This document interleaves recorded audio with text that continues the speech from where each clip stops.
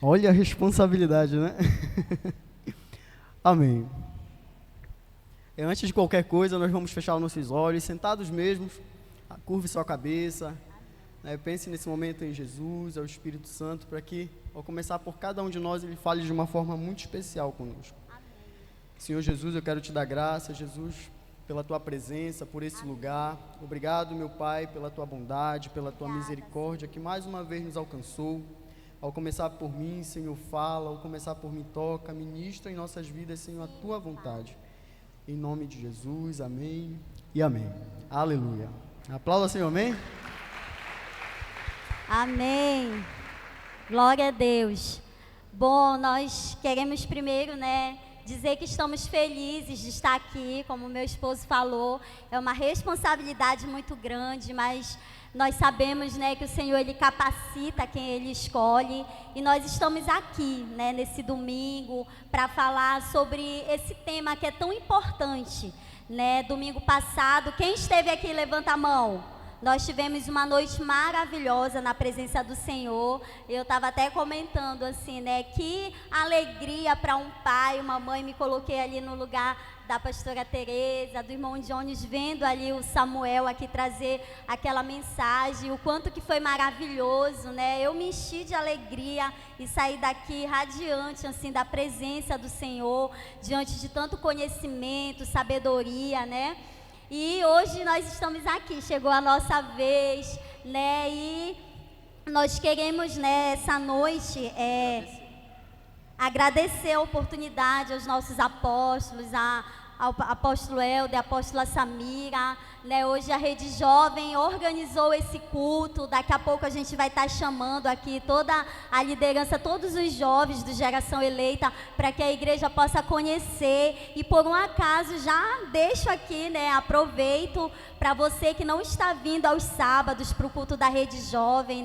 Tem sido nessa pegada, a gente tem estado aqui realmente buscando ao Senhor, Temos aqui feito um culto realmente diferenciado, para que nós possamos alcançar as almas. Então você que por um acaso não participa, venha no próximo sábado, já fica aqui o convite, tá certo? Só lembrando que quem anda com jovem, jovem se torna, amém? Então você de 0 aí, dos 50 para cima, pode vir para a Rede Jovem. Olha, nós começamos aqui com o tema identidade, Nós colocamos algumas palavras aqui: único, forte, corajoso, amado, útil e mais que vencedor.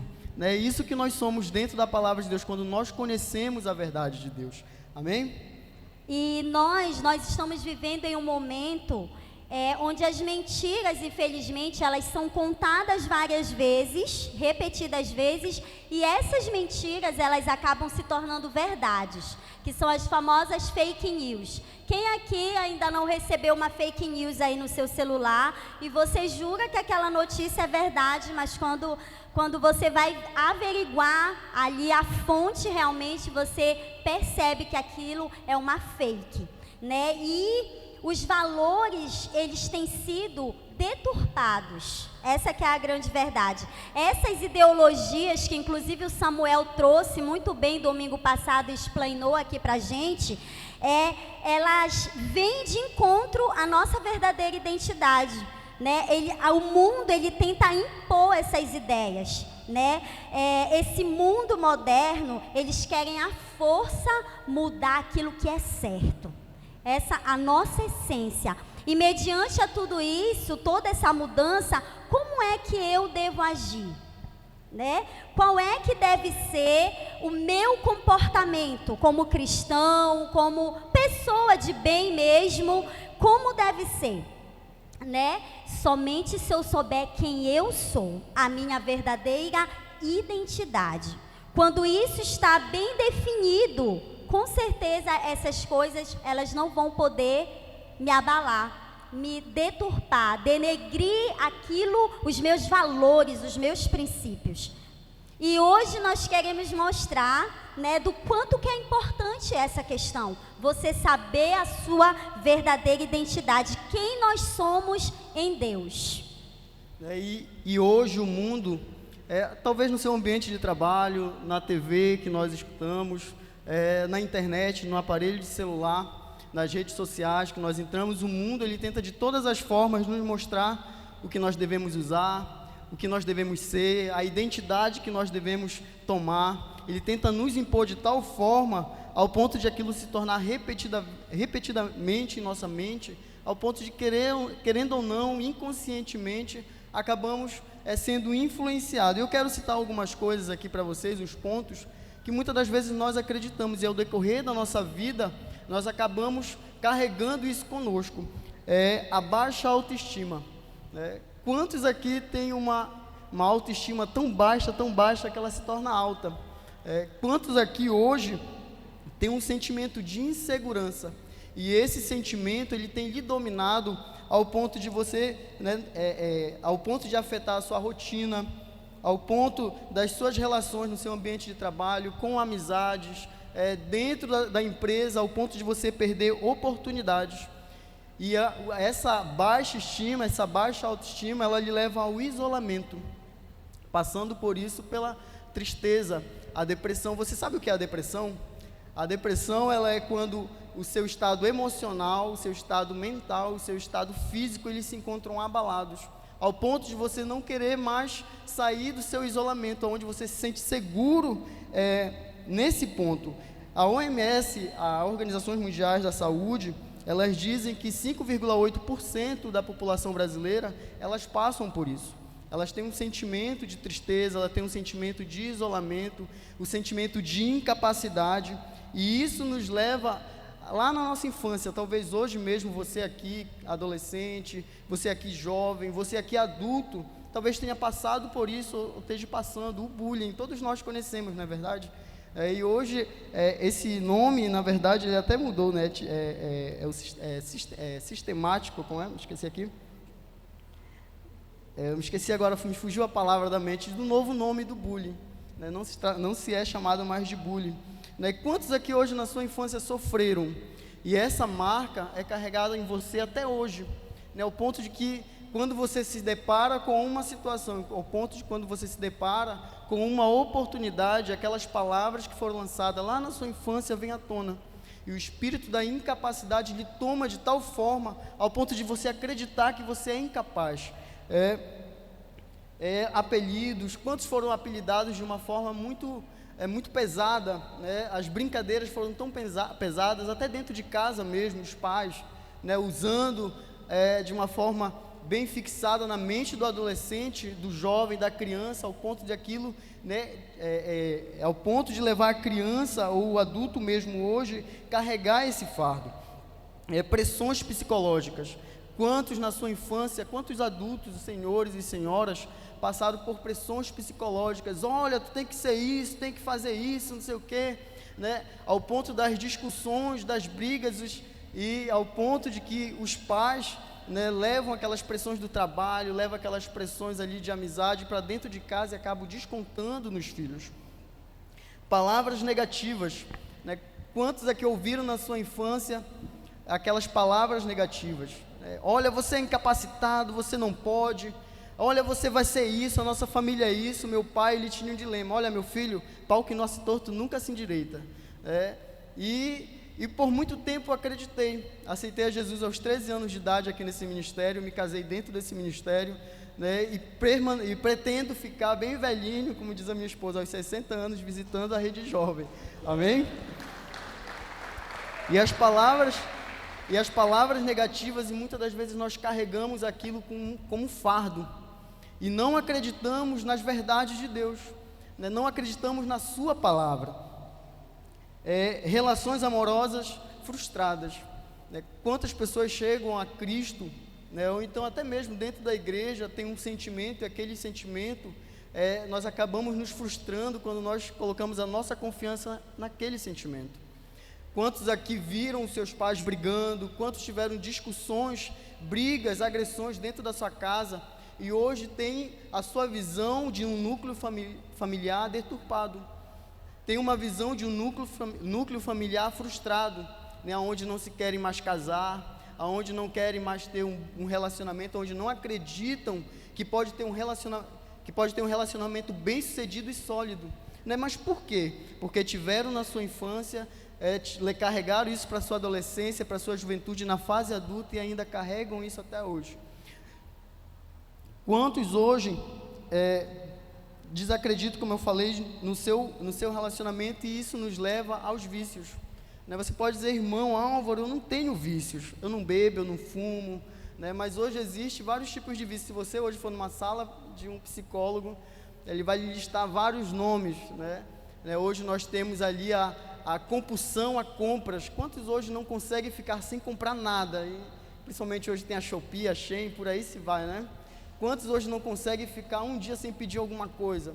Né? Quantos hoje não conseguem ficar desgrudados de um aparelho celular? Talvez hoje você não fume, talvez hoje você não beba, né? Mas quantos aqui não conseguem ficar um dia sem o seu aparelho celular? E isso nos leva ao vício, né? Ao ponto de nós nos tornarmos viciados em uma tela, ao ponto de nós deixarmos a nossa convivência familiar por um celular, ficar trancado dentro do nosso quarto ali por horas e horas, levantando o feed, né, das nossas redes sociais. Amém. E em cima disso, hoje a gente queria trazer, eu queria que você abrisse a sua Bíblia conosco aqui no livro de 2 Samuel, capítulo 9. E em cima da história de Mefibosete, nós vamos aqui aprender um pouco mais sobre o quanto essa questão realmente ela é importante através da história de Mefibosete, amém? 2 Samuel capítulo 9, versículo 1, amém? Todos já acharam? Vamos ler, diz assim, olha: certa ocasião, Davi perguntou: resta ainda alguém da família de Saul a quem eu possa mostrar lealdade por causa de minha amizade com Jonatas? Então chamaram Ziba, um dos servos de Saul, para apresentar-se a Davi. E o rei lhe perguntou: você é Ziba? Sou teu servo, respondeu ele. Perguntou-lhe Davi: resta ainda alguém da família de Saul a quem eu possa mostrar a lealdade de Deus? Respondeu Ziba: ainda há um filho de Jonatas, aleijado dos pés. Onde ele está? Perguntou o rei. Ziba respondeu: na casa de Maquir, filho de Amiel, em Lodebar. Então o rei Davi mandou trazê-lo de Lodebar. Versículo 6. Quando Mefibosete, filho de Jonatas e neto de Saul, compareceu diante de Davi, prostrou-se com o rosto em terra. Mefibosete, perguntou Davi. Ele respondeu: sim, sou teu servo. Não tenha medo, disse-lhe Davi, pois é certo que eu tratarei com bondade por causa de minha amizade com Jonatas, seu pai. Vou devolver-lhe todas as terras que pertenciam a seu avô Saul, e você comerá sempre à minha mesa. Versículo 8. Mefibosete prostrou-se e disse: quem é o teu servo para que te preocupes com um cão morto como eu? E essa é a história de Mefibosete que nós gostaríamos de explanar um pouco essa noite para entendermos o quanto que essa questão da identidade ela é importante. Queremos usar a história de Mefibosete para mostrar que Mefibosete, ele não sabia a sua verdadeira identidade. Ele era neto de Saul, filho de Jonatas, ou seja, nas veias de Mefibosete corria o quê? O sangue real. Ele era um neto do rei. Ele era o filho de Jonatas, né? Porém, ele não se via dessa forma. Ele tinha uma visão errada a respeito de si mesmo. Olha só como isso é sério. E eu quero te levar um pouco mais aqui à frente para você entender um pouquinho mais a história de Mefibosete, para que isso fique bem claro na sua mente. Abra agora comigo umas páginas antes, aqui no capítulo 4. 2 Samuel, capítulo 4. Tá? Vamos lá? Versículo 4, amém? 2 Samuel 4, 4. Vamos aqui ver aqui o que aconteceu na infância de Mefibosete. Olha aqui o que aconteceu. 2 Samuel 4 diz assim: Jonatas, filho de Saul, tinha um filho aleijado dos pés. Ele tinha 5 anos de idade quando chegou a notícia de Jezreel que Saul e Jonatas haviam morrido. Sua ama o apanhou e fugiu, mas na pressa ela o deixou cair e ele ficou manco. Seu nome era Mefibosete. Então a gente vê que aqui, logo na infância de Mefibosete, quando ele era apenas uma criança, ele sofreu um acidente. Acidentalmente, a sua babá deixou ele cair ali e passou ali. Quando eles souberam que Saul e Jonatas haviam morrido na guerra, o povo ficou temeroso, pensando que eles iam invadir ali o arraial, e eles saíram ali desesperados. E nesse cenário acontece esse acidente. Ela deixa a criança sair e Mefibosete sofre esse acidente e fica aleijado dos seus pés. Aquele acidente que aconteceu não marcou apenas o corpo dele, mas marcou a sua alma, as suas emoções. Mefibosete, ele foi marcado ali, né? E durante o crescimento de Mefibosete, quando a gente leu aqui, olha, onde era que Mefibosete morava? Durante o seu crescimento, Mefibosete foi morar na cidade de Lodebar.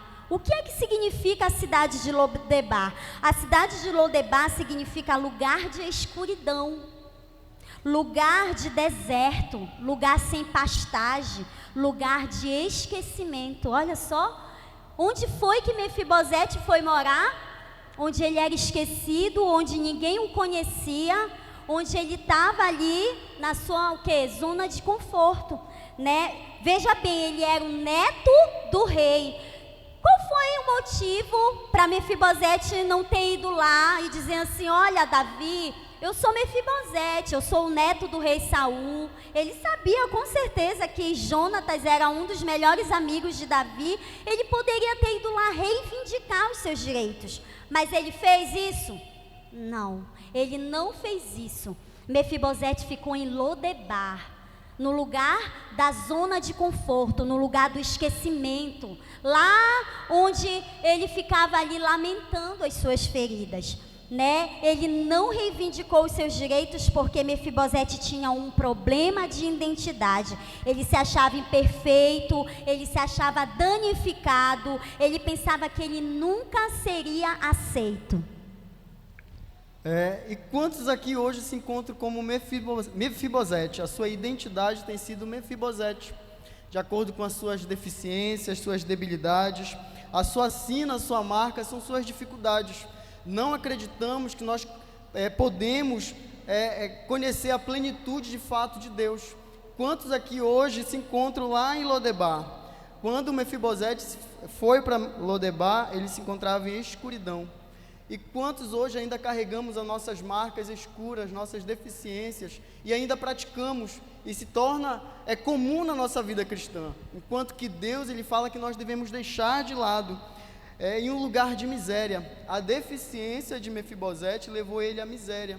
Ele sabia de quem eram os seus avós, ele sabia quem era seu pai, né, mas ele desconhecia quem ele era, ele desconhecia o nome que ele carregava. Enquanto nos encontramos de uma forma miserável, no sentido de conhecimento, no sentido de entendimento, às vezes ainda carregamos as marcas dos nossos pais, as marcas dos nossos antepassados, carregamos ainda ali as feridas de nossas infâncias, esquecemos de deixar Deus ele curar as nossas misérias, Deus ele curar as nossas feridas. Quantos ainda encontramos no nosso coração os lugares escuros? Mefibosete, talvez de tantas feridas, de tantas ali palavras negativas lançadas dos outros, né, que deficiente nessa época não tinha vez, né? Os lugares que as prostitutas, os miseráveis, os leprosos iam beber água era horário de meio-dia, né, onde ninguém estava na rua. E aqui Mefibosete ele se encontrava na miséria, e ainda assim ele conhecia os seus, né, ele conhecia o seu avô, conhecia o seu pai, mas desconhecia quem ele era, né? E um outro ponto de Mefibosete era a sua deficiência, que era algo muito visível, né? Era aleijado dos seus pés. E talvez hoje a sua identidade tenha sido essa deficiência, talvez não de uma forma física, não de uma forma visível, né, não de uma forma que todos nós possamos ver, mas de uma forma espiritual. Quantos hoje são marcados pela sua deficiência espiritual, ou talvez pelas suas atitudes? A ira talvez ela seja a sua marca, a raiva. Talvez você carregue a raiva, ninguém pode falar com você que você se estoura de uma forma, ninguém pode usar uma palavra com você que no momento do seu ambiente ali de trabalho, dentro dessa casa, você se estoura. A sua deficiência tem sido sua marca. E um outro ponto onde Mefibosete se refugiava, né, era na escuridão, como eu falei um ponto atrás. Mefibosete, a sua deficiência era tão visível na sua vida ao ponto de ele se refugiar na escuridão. Ele não queria falar com ninguém, não queria ver ninguém, se isolava, né, se isolava.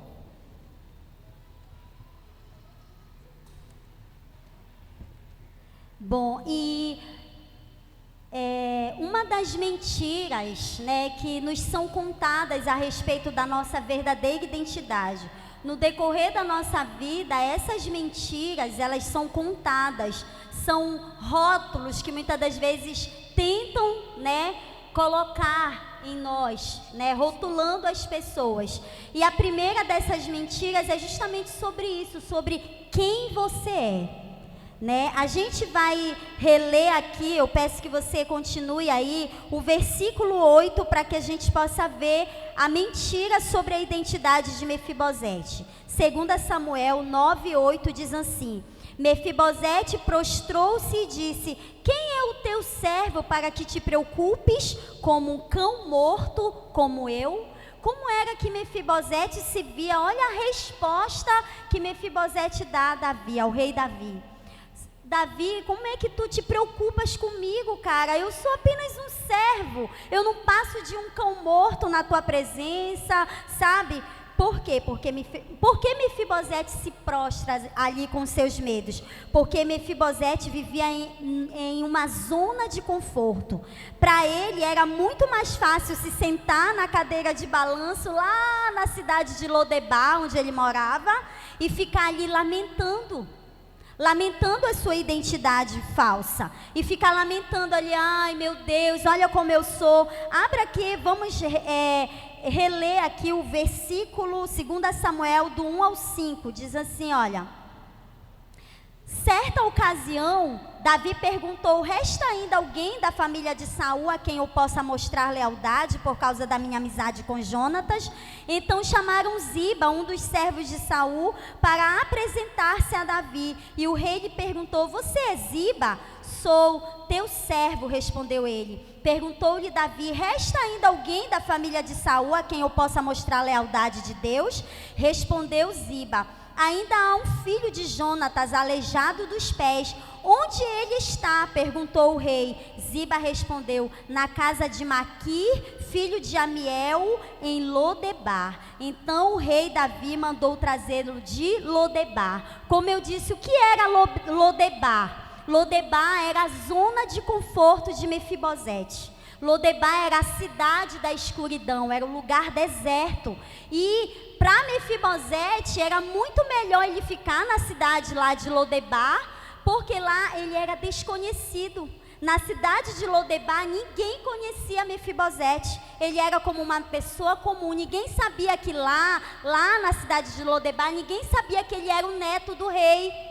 Ninguém sabia em Lodebar que Mefibosete era filho de Jonatas. Ninguém sabia. Então, para Mefibosete era muito mais fácil ele sentar na sua cadeira de balanço e ficar ali lamentando quem ele era, a sua falsa identidade. E ali ele se sentava, né, na zona de conforto. Lá ninguém sabia quem ele era. E lá, coitadinho, né? Ele poderia sentar na sua cadeira de balanço e ficar: oh meu Deus, coitadinho de mim, ninguém me ama, como nós vimos na peça, nessa dramatização aqui. Ah não, eu vou ficar aqui mesmo, sabe? Aqui é mais confortável, é uma zona de conforto. Aqui eu não vou precisar lutar, aqui eu não vou poder prestar conta, não vou precisar prestar conta para ninguém de quem eu sou, das minhas... ele ficava lá na sua cadeira de balanço lamentando quem ele era. Suas feridas, ninguém me ama, eu sou um esquecido. Ele só faltava falar, ó céus, ó vida, né? De tanto que ele se lamentava ali. O segundo ponto é aceite quem você é em Deus. O apóstolo Helder, ele sempre fala, né? Aquilo que eu não conheço, eu sou roubado. Se eu não conheço a verdade da palavra de Deus, se eu não conheço as promessas de Deus, eu não sei quem eu sou. Se você não conhece o seu Salvador, se você não conhece a palavra dele, você não tem intimidade com aquele que pode dizer quem você é. E quem nós somos? A Bíblia, ela está repleta de palavras que nos identificam, que dizem o que nós somos. Aqui no livro de Jeremias, no capítulo 1, rapidamente,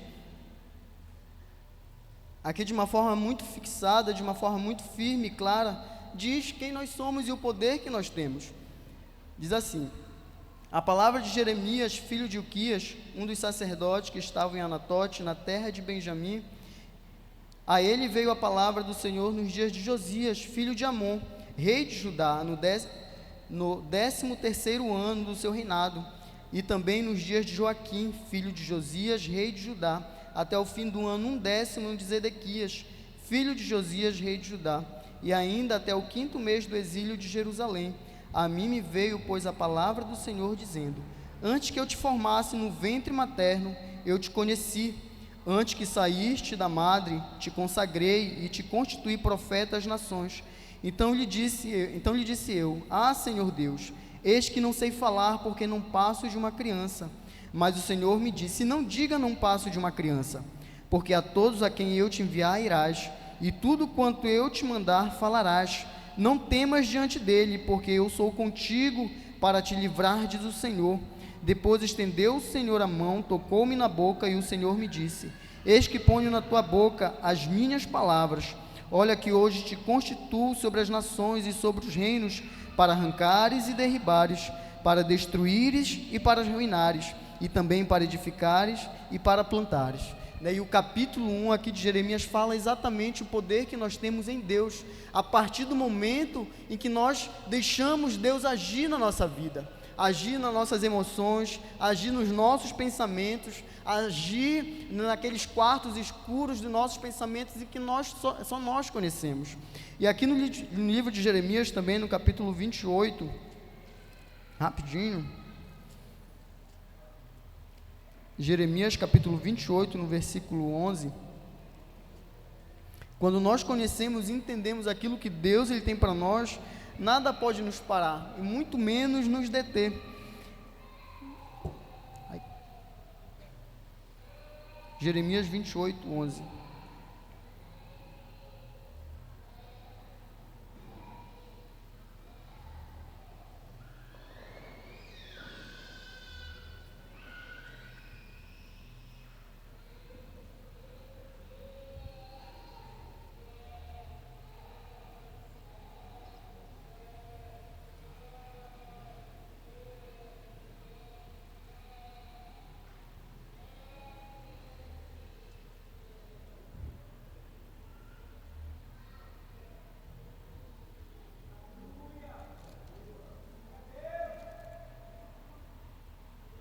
Só um minutinho aqui. Erros técnicos. 29:11, perdão. Notei errado aqui. Diz assim: eu sei que pensamento tenho a vosso respeito, diz o Senhor, pensamento de paz e não de mal, para vos dar o fim que desejais. Ou seja, quando nós cremos na verdade absoluta de Deus, nós entendemos que Ele nos dá a paz, que os pensamentos dele são de paz e não de mal, para vos dar o fim que nós desejamos. E se tem uma coisa que Deus ele nos dá é a paz. O que é a paz na palavra de Deus? A Bíblia fala que a paz, no livro de Filipenses capítulo 4, no versículo 7, diz que a paz, ela excede todo entendimento, ela guarda o meu coração e os meus pensamentos em Cristo Jesus. Quando nós cremos de fato na palavra de Deus, Ele nos dá a paz, e os nossos temores, os nossos medos não podem mais nos dominar. A ansiedade, ela não pode mais nos dominar. A depressão, ela não pode mais nos dominar. Por quê? Porque nós temos a paz de Deus. A frustração de um relacionamento que não pode dar certo não pode mais nos dominar. Aquela incredulidade, né, que vem diante dos problemas, das dificuldades, elas não nos dominam mais, porque nós temos a paz de Deus, e essa paz, ela excede todo entendimento. Ela guarda o nosso coração dos temores e os nossos pensamentos da incapacidade. Já? Amém. Outro ponto importante também a respeito da nossa identidade, agora vem a parte boa. Calma que a história ela não acaba tão triste assim, né? Triste, ela acaba feliz. Mefibosete ali, chega um momento na vida de Mefibosete que ele entendeu a sua verdadeira identidade. Quando o rei manda chamar ali Mefibosete, o que ele fala para ele? Eu vou restituir. Vamos ler aqui. E agora eu quero que você vá lá para o versículo 13. Lá no finalzinho de 2 Samuel, capítulo 9. Vamos ler aqui o versículo 13, então. O que acontece nessa história? Diz assim, olha, posso ler aí mesmo nesse capítulo onde você estava, 2 Samuel 9, e agora o versículo 13 diz assim: Então Mefibosete era aleijado dos pés, foi morar em Jerusalém, pois passou a comer sempre à mesa do rei. Olha só o que acontece. Onde é agora a moradia de Mefibosete? Onde é que ele mora agora? Jerusalém. Jerusalém não mora mais na cidade de Lodebar, na cidade do esquecimento, na cidade de escuridão. O lugar onde Mefibosete morava era Jerusalém. Jerusalém significa na vida de Mefibosete as suas emoções reconstruídas. Mefibosete já não se via mais como um coitadinho. Ele não se via mais, ele sabia quem ele era. A identidade de Mefibosete foi restaurada ali, porque ele já não morava na cidade de Lodebar, ele morava em Jerusalém. Jerusalém significa a presença de Deus. Agora, aleluia, aplauda mesmo ao Senhor. É isso que o Senhor ele quer, que nós venhamos morar em Jerusalém, né? Jerusalém é onde a presença do Senhor está, é onde a presença do Senhor habita. E onde era que Mefibosete comia? Na mesa do rei. O que significa a mesa do rei? Significa a identidade de Mefibosete restaurada. Mefibosete já não era ali como um mendigo, como meu esposo falou aqui. Nessa época, essas pessoas elas eram rejeitadas pela sociedade devido à sua deficiência, né? As prostitutas, todos os aleijados, cegos, eles eram rejeitados. Mas naquela hora, Mefibosete entendeu: opa, há um banquete me esperando. Há um banquete à nossa disposição, igreja. Eu acredito nisso, que o Senhor nos trouxe aqui essa noite para nos mostrar isso, que há um banquete à nossa disposição, o banquete do Rei. O Rei Jesus, ele está aqui essa noite e ele tem um banquete, uma vida restaurada, uma vida renovada para te entregar nessa noite. E que final incrível a gente vê aqui na vida de Mefibosete. Quando Mefibosete entende o quê? A sua verdadeira identidade. Ele entendeu, e a vida de Mefibosete, ela foi outra. Mefibosete mudou completamente, mas por quê? Porque mudou a sua mentalidade. A mente de Mefibosete mudou e a sua realidade, tudo aquilo que estava em volta também mudou. E é isso que o Senhor ele quer fazer conosco essa noite. Ele quer mudar a nossa história. Ele quer restaurar a nossa verdadeira identidade de filhos e filhas de Deus essa noite. Amém? Se tem uma coisa que Deus ele não quer nos deixar é do jeito que nós estamos. Se hoje você chegou aqui, né, você, o nosso convidado, chegou aqui desacreditado. Talvez hoje você tenha pensado: não tem mais jeito para mim. Nasci nessa, cresci nessa, vou morrer nessa. Pau que nosso torto, ele nunca vai se endireitar. E muitas das vezes acreditamos nessas mentiras. E Jesus ele nos diz muito ao contrário. Jesus ele nos fala que nós somos filhos dele. Lá no livro de João, capítulo 1, no versículo 12, afirma que Deus ele nos dá o poder de sermos chamados filhos dele a partir que nós aceitamos a Jesus como Senhor e Salvador de nossa vida. Né? O que é Senhor? Nós aceitarmos o senhorio de Cristo. É a partir do momento que nós confiamos inteiramente em Jesus. O que é o nosso Salvador? Você pensa que você está ali caminhando e de repente cai ali num grande poço, num buraco, no chão, e ali você começa a clamar por socorro, e até ao ponto de que alguém chega ali, ouve os seus gritos e chega, pode jogar uma corda ou descer uma escada, e ali você foi salvo. Jesus é esse, Jesus é aquele que veio para nos resgatar, para nos salvar. Que nós possamos confiar e crer de que Ele tem um caminho, e esse caminho Ele é muito perfeito. E no livro de 1 Pedro, capítulo 2, fala de quem você é realmente em Cristo. Capítulo 2, no versículo 9, diz assim: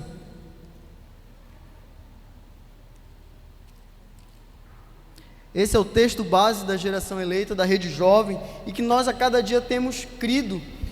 Eu me lembro que antes do Congresso Jovem, nós sentamos com o nosso apóstolo Helder aqui, e ele falou algo muito, muito interessante, muito importante. E quando nós saímos daqui da reunião com ele, e a gente foi caminhando ali, eu e minha esposa, e alguns jovens estavam com a gente, muito maravilhado da palavra que ele lançou. Ele fala: quando nós conhecemos de fato quem nós somos em Deus, nós não pecamos, nós não negociamos o nosso chamado, nós não falhamos. Talvez hoje você tenha esquecido do seu chamado em Deus, né? Você tenha esquecido para que Deus Ele te chamou, para que Deus Ele te enviou. Talvez hoje você tenha sido esse esquenta-banco, vai para a reunião, volta para a reunião, né? Vai para a célula, volta da célula. Talvez hoje, convidado, você que está aqui, né? Talvez hoje a sua família não acredita mais em você, que você possa mudar. Talvez a sua esposa não acredita mais que você possa ser transformado.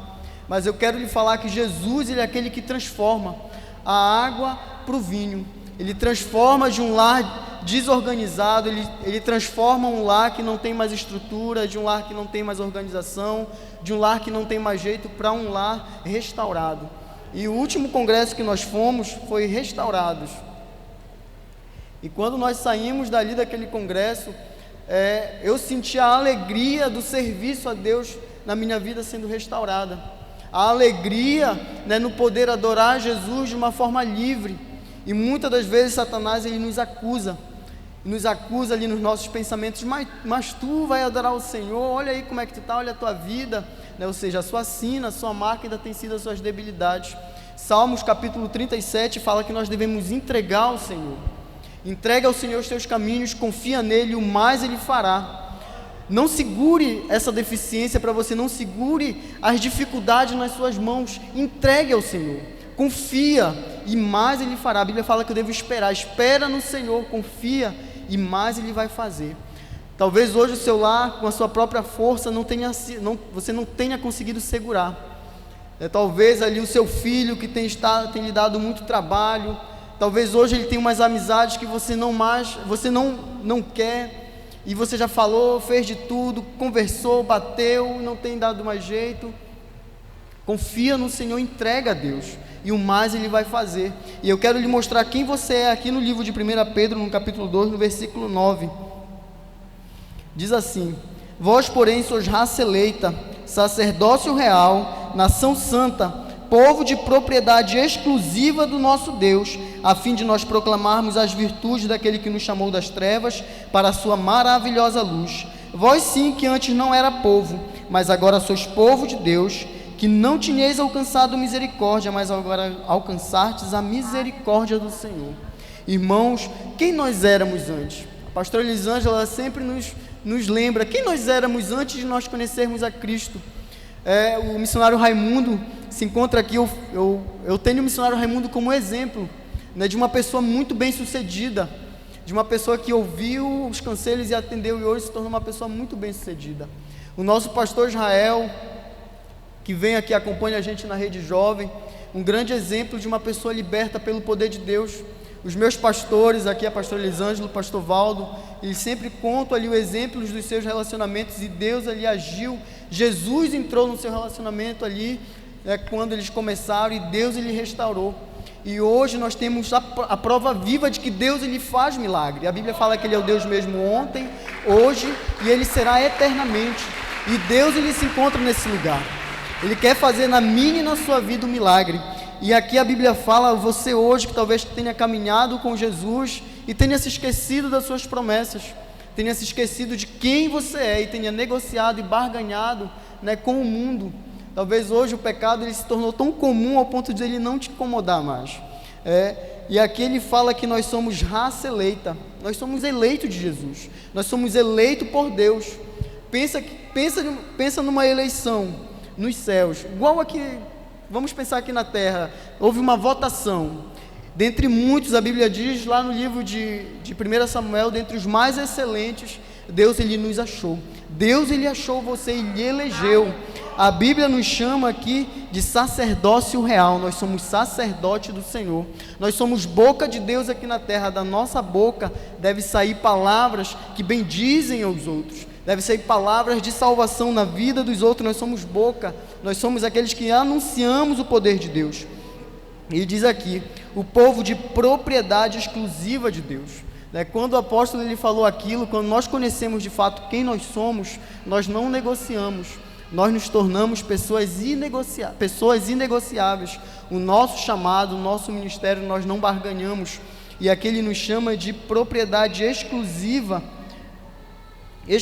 de Deus, com uma finalidade. Sabia que você tem um chamado comum? Todos nós temos, né, talentos, todos nós temos ali um ponto muito bacana, temos dons particulares, mas Deus ele nos deu uma finalidade comum a todos nós. A Bíblia fala lá no livro de Mateus, no capítulo 28, que Deus ele nos chamou para irmos e fazermos discípulos de todas as nações, batizando-os em nome do Pai, do Filho e do Espírito Santo. E a Bíblia aqui no livro de 1 Pedro, ele nos dá a mesma finalidade, a fim de nós proclamarmos as virtudes daquele que nos chamou das trevas para a sua maravilhosa luz. Deus ele nos chamou com uma finalidade. Deus ele tem uma finalidade na sua vida, Deus ele tem um propósito muito bem definido para você. Mas hoje o segredo é você confiar. Salmos 37, o segredo hoje é você entregar ao Senhor. Jesus, até aqui eu não consegui, Senhor. Até aqui eu tentei sustentar a minha família com a minha força, eu tentei fazer com que o meu relacionamento ele dê certo com a minha própria força. Até aqui, Jesus, eu saí, bati nas portas de qualquer tipo de empresa, de supermercado e tudo mais, eu não consegui nada, Senhor. Aqui eu te entrego nas tuas mãos, Senhor, a minha vida. Jesus, eu não acredito mais, não tenho perspectiva de vida, Senhor, eu não acredito mais em mim, mas Deus ele acredita em você e Ele quer fazer um milagre na sua vida, para que os outros possam ver que você de fato é obra viva do Senhor, é transformado por Deus. Ele diz aqui, vós sim que antes não era povo, mas agora sois povo de Deus, você é povo exclusivo do Senhor. Ele diz aqui, sois povo de Deus, que não tinha alcançado misericórdia. Eu me lembro do pastor Rodrigo pregando, e hoje ele está aqui, né, ele foi no congresso jovem, se eu não estou enganado, ele falou sobre a graça, sobre a graça, ele usou esse exemplo, e ele falou sobre a desgraça. O que é a desgraça? A desgraça é aquele que não alcançou a graça de Deus. E quantos hoje andam errante, andam desgraçado, longe da graça de Deus, né? E aqui a Bíblia ela diz assim, sois povo de Deus, que não tinhas alcançado a misericórdia, mas agora alcançastes a misericórdia de Deus. Irmão, nós estamos aqui pela misericórdia do Senhor. Quem nós éramos, né? Aonde nós estávamos antes de nós conhecermos a Jesus, e Ele quer que você ande de uma forma plena, com plenitude no poder de Deus, que alcance tudo aquilo que Ele tem para você. Não queira não queira aquilo que Ele está fazendo na vida do fulano, na vida do seu, queira aquilo que Deus ele tem para você. O cantor do Livros para Adorar, o Juliano Som, ele cita algo muito interessante, que a mentira, ela só tem poder na nossa vida a partir do momento que nós acreditamos que ela é a verdade. A mentira, ela só vai ter o poder na sua vida a partir do momento que você acredita que ela é a verdade, que só é aquele caminho, não é.